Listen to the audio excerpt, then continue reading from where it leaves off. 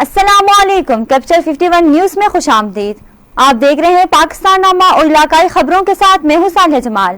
سب سے پہلے head lines. Lower دیر کے جنگلات میں لگی آگ پر قابو پا لیا گیا۔ ریسکیو ذرائع کے مطابق ریسکیو اور فورسٹ عملے نے مل کر آگ کو بجھایا۔ آگ بجھانے کے عمل کے دوران DFO شدید زخمی ہو گئے۔ آگ پر قابو پانے کے بعد علاقہ مکینوں نے رضاکاروں کا شکریہ ادا کیا۔ وہاڑی کے علاقے ڈوکا میں SP پیٹرولنگ پولیس کی ہدایت پر پیٹرولنگ پولیس نے جرائم پیشہ افراد کے خلاف بھرپور کارروائی کرتے ہوئے 4 ڈاکو پکڑ لیے، جن کے قبضے سے واردات میں استعمال ہونے والا اسلحہ اور کار برآمد کر لی۔ ضلع قصور کے علاقے پتوکی میں محکمہ ایکسائز اینڈ ٹیکسیشن نے ٹیکس چوروں کے خلاف کارروائی کرتے ہوئے متعدد دکانوں اور فیکٹریوں کو سیل کر دیا، کئی دکانداروں کو جرمانے بھی کیے۔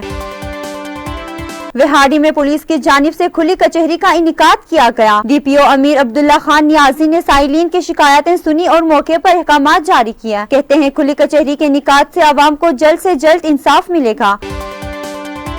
راجن پور میں ڈپٹی کمشنر کی زیر نگرانی پٹواریوں کی بھرتی کے لیے امتحان لیا گیا۔ امتحان میں 2000 سے زائد امیدواروں نے حصہ لیا۔ امتحانات کے بہترین انعقاد پر ڈپٹی کمشنر نے انتظامیہ کو شاباش دی۔